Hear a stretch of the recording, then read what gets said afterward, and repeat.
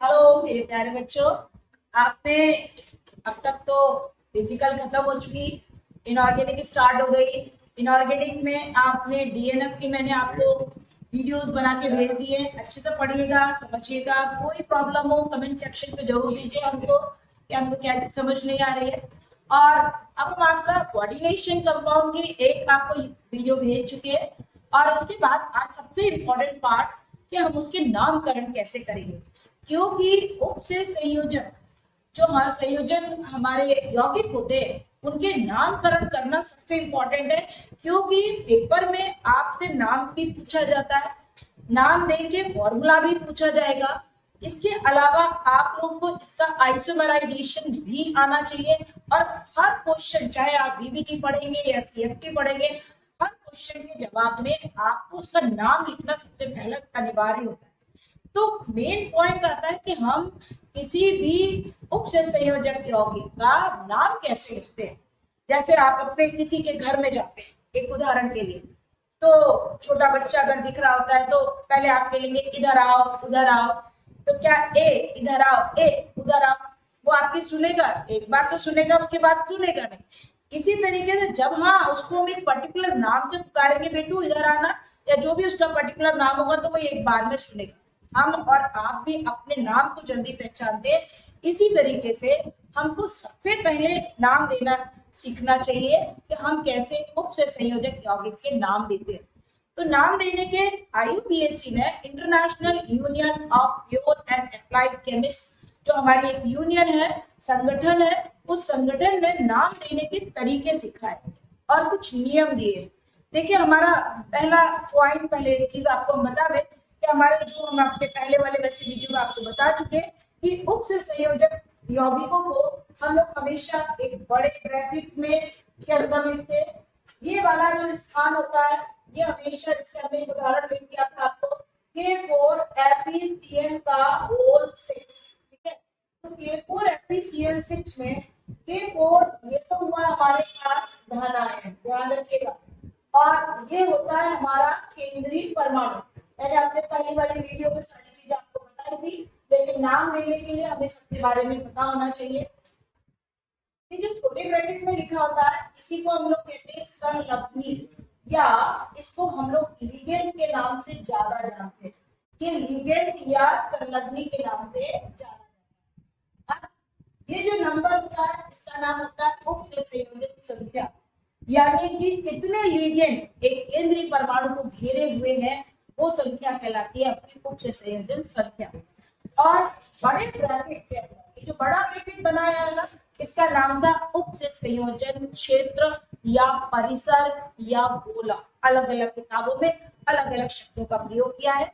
आप लोग को ये सारे छोटे टर्म जो होते हैं वो दो दो नंबर के क्वेश्चन में आते हैं। जैसे उप से संयोजन संख्या यानी कोऑर्डिनेशन नंबर क्या होता है, लिगेंड्स क्या होते हैं, केंद्रीय परमाणु क्या होता है, कोऑर्डिनेशन स्फीयर यानी उप से संयोजन क्षेत्र क्या होता है, ये सभी चीजें आपको छोटे क्वेश्चंस में मिलेगी। अब पॉइंट है कि हम नाम कैसे दें। अभी जैसे मैंने आपको बताया कि इस तरीके के यौगिक में सारे परमाणु हमारी आवर्त सारणी के सभी तत्वों ने योगदान दिया। सबसे पहले यहाँ पे धनायन, धनायन में ग्रुप नंबर 1, 2 और 13 के तत्व आते हैं। फिर ब्रैकेट के जस्ट बाद जो होता है केंद्रीय परमाणु, ये हमेशा डी कक्ष का तत्व होगा। डी कक्ष का तत्व क्यों होता है? क्योंकि डी कक्ष के तत्वों के पास भरपूर, मतलब अपूर्ण डी कक्ष होती है। अपूर्ण माने जगह खाली पड़ी है। और लिगेंड वो होते हैं जो एकल युग्मित इलेक्ट्रॉन यानी लोन पेयर ऑफ इलेक्ट्रॉन देते हैं। तो कोई अगर दे रहा है तो लेने वाले के पास जगह तो होनी चाहिए, तभी तो वो लेगा। तो लेगा कैसे? तो हमने इसलिए ऐसे तत्व को चुना जिनके पास स्थान होता है, और जिनके पास स्थान होगा वही ले पाएंगे। तो डी कक्ष के जो तत्व होते हैं उनके पास डी कक्ष अपूर्ण होता है, इसलिए वो एकल युग्मित इलेक्ट्रॉन संलग्नी या लिगेंड से ग्रहण करते हैं। बड़े ब्रैकेट के अंदर जो हमारे दो चीजें केवल होती है, नंबर 1 केंद्रीय परमाणु और नंबर 2 संलग्न। इनके अलावा किसी को भी स्थान नहीं मिला। धनायन लेफ्ट साइड पे होते हैं और ऋणायन हमेशा राइट साइड पे लिखे जाते हैं, अगर हमारे एग्जाम्पल में उदाहरण में होंगे तो। अब देखिए, हमको नाम लिखना सीखना है। हम कैसे नाम देंगे? तो हमारा नियम, पहला नियम ये कहता है कि यदि आयनिक उपसे संयोजक यौगिक है, आयनिक उपसे संयोजक यौगिक का मतलब है कि जिसके ऊपर धनायन, मतलब जिसपे धनायन या ऋणायन लिखे हुए हैं। जैसे अभी हमारे उदाहरण में यहाँ पे लिखा है K4FeCl का होल 6। इसके मतलब है कि ये, आपको मैंने क्या बताया था, ये पोजीशन किसकी होती है, धनायन। तो हमारा नियम कहता है हमें सबसे पहले धनायन का नाम लिखना चाहिए। और एक बहुत इंपॉर्टेंट बात कि जैसे यहाँ पे लिखा था K4, तो हमको यहाँ टेट्रा पोटेशियम नहीं लिखना, हमें केवल पोटेशियम लिखना। मान लीजिए यहाँ पे लिखा होता Na2, तो हमें यहाँ पर Na2 का मतलब डाइसोडियम नहीं लिखना, हम खाली सोडियम लिखेंगे। मान लीजिए कि हमारे पीछे की तरफ लिखा हो Cl3, जैसे मैंने कई सारे बीच बीच में एग्जांपल आपको दिए हुए हैं। अगर मान लीजिए नाम के पीछे लिखा हुआ है Cl3, देखिए जैसे ये वाले उदाहरण में आपके सामने दिख रहा है, तो हम यहाँ पे सीधे क्लोराइड लिखेंगे, हम ट्राई क्लोराइड नहीं लिखेंगे। तो इसके मतलब है कि अगर धनायन कोई भी लिखा हो या ऋणायन लिखा हो, हमारा नियम, पहला नियम कहता है कि हमको सबसे पहले धनायन का नाम लिखना है। तो यहाँ पे धनायन कौन है, पोटेशियम, तो मैंने सबसे पहला नाम दिया पोटेशियम। अभी मैंने आगे का नाम डैश छोड़ दिया क्योंकि पहला नियम केवल इतना ही बताता है कि हमें सबसे पहले धनायन का नाम लिखना है और फिर ऋणायन का नाम देना है। तो हमने धनायन का नाम केवल पोटेशियम लिख के आपको बता दिया। अब हमारा दूसरा नियम कहता है कि आपने धनायन का नाम तो लिख दिया, अब इसका नाम बताओ। इसका नाम कैसे बताओगे, तो देखिए इसके लिए मैंने खुद से एक शॉर्ट फॉर्मूला बनाया है। आपको पता है इस फॉर्मूले से आप लोग बहुत आसानी से नाम दे देते हैं, केवल आपको अपने दिमाग में इस फॉर्मूले को रखना है।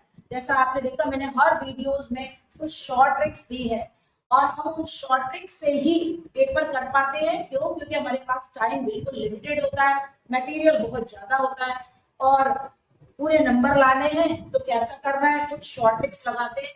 तो हमने डायरेक्ट फॉर्मूला बना दिया कि सबसे पहले हम धनायन का नाम लिखेंगे। धनायन, जो भी धनायन हो, पोटेशियम, सोडियम, क्लोराइड, जो भी हो, सबसे पहले हम धनायन का नाम लिख दें। उसके बाद संलग्नी का नंबर, संलग्नी मतलब लिगेंड का नंबर, क्या नंबर है। और इसका नियम इसके लिए, तीसरा नियम इससे रिलेटेड आया। देखिए संलग्नी का नंबर के लिए ये वाला नियम यानी तीसरा नियम लग रहा है। हमारा पॉइंट कहता है कि यदि अकार्बनिक संलग्नी है, संलग्नी माने लिगेंड है, तो 2 लिखा होगा तो डाई लगाएंगे, 3 लिखा होगा तो ट्राई लिखेंगे, 4 होगा तो टेट्रा, 5 होगा पेंटा। आप भले हिंदी मीडियम में, लेकिन हमको टर्म इंग्लिश के यूज करने पड़ते हैं, ध्यान रखिएगा। तो हमने यहाँ लगाया 2 के लिए डाई, 3 के लिए ट्राई, 4 के लिए टेट्रा, 5 के लिए पेंटा, ये वर्ड लगाते हैं। 6 होगा तो hexa, hepta and so on. अब एक्चुअल में ये जो नंबर है ये 2, 3 यानी 2 के लिए डाई ट्राई लग गया। लेकिन कई बार ऐसा भी होता है कि हमारे जो लिगेंड्स होते हैं वो ऑर्गेनिक होते हैं, और जो ऑर्गेनिक होते हैं उनके खुद के नाम के अंदर ही डाई ट्राई टेट्रा का प्रयोग किया जाता है। अब इसमें भी हमारे पास लिमिटेड है, वैसे आपकी क्लास 12 में जैसे EN का पूरा नाम है एथिलीन डाई अमाइन, तो एथिलीन डाई नाम के अंदर ही डाई आ रहा है। अब इसका भी अगर मान लीजिए ट्वाइस लिखा हो, तो अगर इसका भी ट्वाइस लिखा है तो हम 2 बार डाई नहीं लगाएंगे। इसलिए IUPAC ने नियम दिया कि हम 2 बार डाई नहीं लगाएंगे। अगर हमारा ऑर्गेनिक कंपाउंड होगा तो फिर हम 2 के लिए बिस का इस्तेमाल करेंगे, 3 के लिए ट्रिस का इस्तेमाल करेंगे, 4 के लिए टेट्राकिस, पेंटाकिस और आदि। लेकिन अभी आपको पता है केवल हम लोग 4 से 5 तक का ही ऑर्गेनिक में प्रयोग करते हैं। बहुत ध्यान रखिएगा इस पॉइंट को। अगर ऑर्गेनिक कंपाउंड है, अगर कार्बनिक संलग्नी होता है जैसे EN, जैसे EDTA, EDTA का पूरा नाम होता है एथिलीन डाई अमाइन टेट्रा एसीटेटो। अब उसके नाम के अंदर डाई भी आ रहा है टेट्रा और उसका होल ट्वाइस लिखा है, तो हम डाइलेट 2 के लिए बिस, 3 के लिए ट्रिस, 4 के लिए टेट्राकिस का प्रयोग करेंगे। देखिए मैं एक एक पॉइंट नीचे से ऊपर पे डिस्कस कर रही हूँ क्योंकि हमारा मेन फॉर्मूला मैंने सेकंड नंबर पे बता दिया। अब पॉइंट करता है कि सबसे पहले मैंने धनायन का नाम लिखा, धनायन के बाद मैंने संलग्नी का नंबर लिखा होगा कि हमारा क्या नंबर। जैसे आपको मैं उदाहरण बता दूं, मान लीजिए हमने यहाँ पे लिखा, आपको ऊपर वाला उदाहरण देखिए, यहाँ पे सबसे पहले लिखा था के, तो के के लिए मैंने लिख दिया पोटेशियम, पोटेशियम, और अब ये तो धनायन हो गया। अब ऋणायन, तो यहाँ पे कितना लिखा है 6, संलग्नी की संख्या कितनी है 6, 6 के लिए वर्ड लो हेक्सा, हेक्सा मतलब पेंटा, 6 के लिए वर्ड यूज करते हैं हम लोग, हेक्स नंबर है, नाम क्या हो गया हेक्स। अच्छा, क्योंकि आप लोग को अगर 11th क्लास के बहुत अच्छी सी चीज नहीं आती तो आपको बता दें, कार्बनिक वो होते हैं जिसमें कार्बन के साथ हाइड्रोजन लगा होता है, अगर कार्बन के साथ हाइड्रोजन लगा होता है तो उनको हम कार्बनिक कहते हैं। अब सीएन कोई कार्बनिक नहीं है, कार्बन जरूर है लेकिन हाइड्रोजन नहीं लिखा है इसलिए कार्बनिक नहीं है, तो नाम क्या हो गया हेक्सा। अच्छा, अब बात आती है इसके बाद क्या लिखना है हमें, संलग्नी का नाम। सबसे इंपॉर्टेंट बात आप लोग को जो याद करना है वो यही याद करना है कि संलग्नी के नाम क्या है और चार्ज क्या है। बिना चार्ज के ना तो आप ऑक्सीकरण संख्या निकाल सकते हो ना आप नामकरण कर सकते हो, आपको केवल एक ही चीज को रटना है, घोटना है, जो भी आप समझिए, संलग्नी करना। अब हमारे पास 3 तरीके के संलग्नी होते हैं लिगेंड्स। एक वो होते हैं जिनके ऊपर माइनस का आवेश होता है, हमारा नियम कहता है कि अगर माइनस का आवेश है तो माइनस का आवेश है तो नाम के पीछे ओ लगाइए, जैसे NH2 लिखा है तो एनिडो, H माइनस है तो हाइड्राइडो, हाइड्रोक्सो, फ्लोरो, क्लोरो, ब्रोमो, आइडो। मैंने आप मेरे चार्ट में देखिएगा मैंने सबके ऊपर आवेश लिखे, तो ये माइनस के सबके ऊपर माइनस का एक आवेश है, जो भी है अगर माइनस है तो हमें नाम के पीछे ओ लगाना है। देखिए पूरी लिस्ट लिखी है, सीएन के ऊपर -1 साइनो, आइसोसाइनो, साइनेटो। अभी आपको बता दें ये नीचे के जो 4 लिखे हैं ना, ये हमारे उभयधर्मी लिगेंड है, और उभयधर्मी लिगेंड वो लिगेंड होते हैं जिनमें देने वाले 2 परमाणु होते हैं लेकिन देता केवल एक। जैसा मैंने अपने पहले वीडियो में बताया था कि फ्लोरीन के पास, ऑक्सीजन के पास और नाइट्रोजन यानी ग्रुप नंबर, समूह नंबर 15, 16 और 17, इन तीनों के पास एकल यौगिक इलेक्ट्रॉन होता है, और सीधी सी बात है जिसके पास एकल यौगिक इलेक्ट्रॉन होगा वही तो एकल यौगिक इलेक्ट्रॉन देगा। तो देने वाला इसके मतलब है कि जिनके पास, अब हमने आवेश लिखे तो यहाँ पे देखिए एन के पास भी एकल युग्म है, और सल्फर भी हमारा 16 नंबर समूह में जिसके पास 2 एकल दे कौन रहा है, केवल नाइट्रोजन। तो जो देता है उसका नाम जरूर पीछे लगाते हैं हम लोग, नाम हो गया CN होता है तो साइनो होते हैं, और NC होता है तो आइसोसाइनो होते हैं, इसलिए इसका नाम हो गया आइसो। आइसो सल्फर के लिए शब्द हम लोग थायो लगाते हैं, इसलिए नाम हो गया आइसोथायोसाइनेटो N। N क्यों लगाया समझ में आ गया, क्योंकि नाइट्रोजन अपना एकल युग्म इलेक्ट्रॉन दे रहा है, लेकिन अगर इसी उदाहरण में सल्फर ने अपना एकल युग्म इलेक्ट्रॉन दिया तो नाम हो जाएगा थायोसाइनेटो S। फॉर्मूला तो सेम है लेकिन दोनों में अंतर है, एक में सल्फर दे रहा है और एक में नाइट्रोजन, इसके मतलब जिसमें देने वाले 2 हैं लेकिन देता केवल एक है, उसी को हम कहते हैं उभयधर्मी लिगेंड या एम्बिडेंटेड लिगेंड के नाम से जानते हैं। सिमिलरली यहाँ पे भी वही है, नाइट्राइटो N और नाइट्राइटो O। अगर आवेश 2 का होता है तो इसका नाम, जैसे O के ऊपर -2 है तो ऑक्सो, और O2 के ऊपर 2 माइनस होता है तो पर ऑक्सो बोलते हैं। CO3 को कार्बोनेटो बोलते हैं, कार्बोनेटो बोलते हैं, और SO4 को सल्फेटो, एसीटेटो, और EDTA का मैंने देखिए पूरा नाम दिया है, EDTA एक हेक्साडेंटेट लिगेंड है यानी षड्धंतुर लिगेंड है जिसमें 6 डोनर साइट है, आवेश माइनस का 4 है। आपको एक बात ध्यान रखना है, आपको आवेश हमेशा याद रखने और हमेशा नाम याद रखना है, क्योंकि अगर आपका आवेश याद नहीं होगा तो आप आसानी से नाम क्या, आपको नंबर भी नहीं मिलेगी। तो आपको सबसे इंपॉर्टेंट पॉइंट होता है कि आपको ये याद रखना है। अच्छा, अब जैसे अगर मान लीजिए धनावेश लिगेंड हो तो क्या करना है, अभी आपको बता दें क्लास 12th में आपके धनावेशन के उदाहरण कम आते हैं, लेकिन फिर भी जो नियम है वो हम आपको जरूर बताएंगे। अगर धनावेशन होते तो नाम के पीछे यम लगाते हैं, यानी nitrosonium, bromonium and NH2 NH3 का नाम होता है हाइड्रासीनियम, ये ईयम वर्ड लगता है।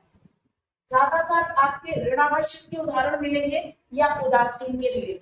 उदासीन में ये दो H2 और NH3 ये हमारे अपवाद है जो नियम का पालन नहीं कर रहे हैं, और ये अपवाद है और इनका नाम जो वो कहता है वो ये कहता है कि इनका नाम नियम के हिसाब से नहीं चल रहा, क्योंकि आपके उदासीन के लिए उसने कहा नाम के पीछे किल लगना चाहिए, जैसे कार्बोनिल, नाइट्रोसल, लेकिन H2 और NH3 के पीछे किल नहीं लगा। H2O के लिए एक्वा वर्ड यूज करते हैं और NH3 के लिए अमीन का, इंग्लिश में अगर लिखते हैं ना AMMINE लिखा जाता है, और हिंदी के लिए हम लोग एमीन वर्ड इस्तेमाल करते हैं। अब पॉइंट कहता है कि यदि एक से ज्यादा युग्म हमारे पास संलग्नी लगे हो तो क्या करेंगे, तो आपको यदि एक से अधिक लगे होते हैं तो हमारा नियम कहता है कि हम अंग्रेजी वर्णमाला के अनुसार नाम देते हैं। जैसे उदाहरण के लिए मान लीजिए मैंने आपको नाम दिया CONH3 का होल थ्राइस, NO2 का होल थ्राइस, NH3 का भी होल थ्राइस और NO2 का भी होल थ्राइस। अब इसका नाम कैसे लिखेंगे, देखिए NH3 मतलब एमाइन और NO3 मतलब नाइट्राइटो, ये मैंने आपके सामने नीचे लिखा है नाइट्राइटो है। तो इसका नाम जो हम देंगे, एक बार इसको हम पूरी एक लाइन में लिखते हैं, टुकड़े में नहीं लिखना। इसका नाम हुआ टेट्रा, पहले क्यों, क्योंकि इसमें कोई धनायन नहीं दिया। अगर धनायन दिया होता तो धनायन का नाम, लेकिन धनायन नहीं दिया तो पहले लिगेंड का नाम। लेकिन NH3 का नाम अमीन है और NO2 का नाम नाइट्राइटो है। अंग्रेजी वर्णमाला में ए पहले आता है और एन बाद में आता है, इसलिए पहले नाम इसका आएगा और फिर इसका नाम आएगा। पहला नाम हो गया टेट्रा और NH3 के लिए वर्ड हो गया टेट्रा एमीन, टेट्रा एमीन। फिर नाम हो गया ट्राई और NO2 के लिए नाम हो गया नाइट्राइटो, नाइट्राइटो। नाइट्राइटो के बाद आप देखते मैंने एन लिखा है क्योंकि यहाँ पे नाइट्रोजन अपना एकल युग्म इलेक्ट्रॉन दे रहा है। तो पहले मैंने लिगेंड का नंबर, लिगेंड का नाम, लिगेंड का नंबर, लिगेंड का नाम, उसके बाद केंद्रीय परमाणु का नाम। क्या नाम हो गया, CO के लिए वर्ड यूज करते हैं कोबाल्ट, तो क्या हो गया ये आपका कोबाल्ट। कोबाल्ट के बाद आप देखिए जैसे नियम के साथ चला रहे हैं, पहले धनायन यदि दिया है तो, नहीं दिया है तो संलग्नी का नंबर, संलग्नी का नाम, फिर केंद्रीय परमाणु का नाम। केंद्रीय परमाणु के नाम के बाद केंद्रीय परमाणु की ऑक्सीकरण संख्या निकाली जाती है। कई बार परीक्षाओं में आप लोग को खाली ऑक्सीकरण संख्या निकालने के लिए भी दी, जिसके लिए मैंने आपको यहाँ पर कैलकुलेशन करने का मेथड भी सिखाया है। अब कोबाल्ट को हम आवेश कैसे निकाले, देखिए NH3 अभी हम बता चुके, NH3 कैसा होता है, उदासीन होता है। तो उदासीन का मतलब उसके पास आवेश है नहीं, तो ये कितना हो गया 0 × 3 मतलब 0। अब NO2 के ऊपर माइनस का 1 आवेश है, -1 के कितने हो गए 3, तो माइनस के कितने हो गए 3, तो x - 3 बराबर 3। तो यहाँ पे क्या होगा, इसको हम लोग रोमन लेटर में हमेशा लिखते हैं ऑक्सीकरण संख्या। नाम हो गया tetra amine try nitrito and cobalt third. इसके बाद कुछ नहीं लिखना, क्यों, क्योंकि इसके पीछे यहाँ पे ऋणायन नहीं दिया। अगर मान लीजिए आपको ऑक्सीकरण संख्या निकालनी नहीं आती तो हमने आपको यहाँ पे इसका निकालने का एक मेथड दिया है। जैसे मान लीजिए मैं एग्जांपल दिया K4 FeCl का मोल, कैसे निकालेंगे, पोटेशियम के ऊपर, क्योंकि पोटेशियम पहले ग्रुप का मेंबर है, पोटेशियम के ऊपर चार्ज होता है +1 +1 × 4। हमें सेंट्रल एटम केंद्रीय परमाणु का निकालना है, हमने x लिखा। एक Cl के ऊपर मैंने अभी आपको पढ़ाया है, Cl के ऊपर आवेश कितना होता है -1, ये आपको याद करना, बिना आप इसके कर नहीं पाएंगे। -1 के है कितने 6, अगर ऊपर कोई आवेश नहीं लिखा है तो इक्वल टू कितना होता है 0, इक्वल टू 0। लेकिन अगर किसी एग्जाम्पल में ऊपर आवेश दिया होगा तो इक्वल टू उस आवेश को लिखेंगे, अदरवाइज इक्वल टू 0। कितना हो गया +1 × 4 यानी प्लस का 4, ये हो गया x, और ये -1 × 6 मतलब माइनस का 6 equal to 0, +4 + x equal to 6 और x equal to 6 - 4 equal to 2। यहाँ पर हम आपको एक छोटी सी ट्रिक बताएं, क्योंकि आपके पास एग्जामिनेशन में इतना टाइम नहीं होता कि आप पूरा इस मेथड से कैलकुलेशन करें। अगर हमारे पास लिगेंड नेगेटिव होता है तो बहुत सिंपल ट्रिक है, -1 × 6 माइनस का 6 और प्लस का 4, -6 से +4 करोगे तो माइनस का 2 आए, तो x बराबर कितना हो गया 2। आयतन की दो ही ऑक्सीकरण संख्या होती है, या तो वो पैरस के रूप में होता है या फिर वो पैरिक के रूप में। तो नाम देखिए, नाम कैसे हुआ, तो नाम लेने में आपको मैंने क्या कहा था, सबसे पहले मुझे धनायन का नाम लिखना है। नाम हो गया पोटेशियम, चेन के लिए नाम हो गया हेक्सा, सीएन के लिए नाम हो गया साइनो, एफी के लिए नाम एक्चुअल में एफी को आप लोग आयरन कहते हैं, लेकिन उसका एक्चुअल नाम आयरन नहीं होता, पैरम नाम होता है। तो पैरम से कुछ ऐसे, जैसे हमारे पास सिल्वर है, सिल्वर का आप लोग सिल्वर को एजी कहते हो, एजी सिल्वर, लेकिन सिल्वर का सिंबल एजी है, मतलब अर्जेंट। अगर निगेटिव लिगेंड जुड़ा होगा, ध्यान रखना, अगर ऋणात्मक संलग्न लगा होता है तो नाम के पीछे हम एक वर्ड लगाते हैं, इसलिए ये नेगेटिव है, इसलिए पैरस के पीछे एट हो गया, नाम हो गया इसका पैरेट। हमने यहाँ पे नाम क्या दिया, पैरेट। या नंबर कितना आया, 2। यहाँ पे मैंने आपको बहुत छोटा सा दिख रहा होगा, लेकिन ध्यान से देखिएगा, यहाँ पे लिखा हुआ पैरेट सेकेंड। तो आयरन के यहाँ साइड नाम हो गया potassium hexacyanoferrate second.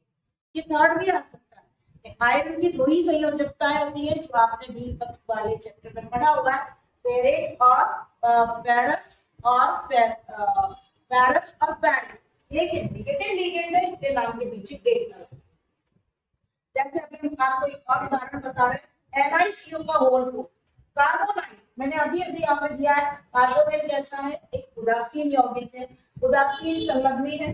क्या हुआ, Na के लिए X हो गया और CO के लिए कितना हो जाएगा, 0 × 4, तो Na की ऑक्सीकरण संख्या क्या आ जाएगी, 0।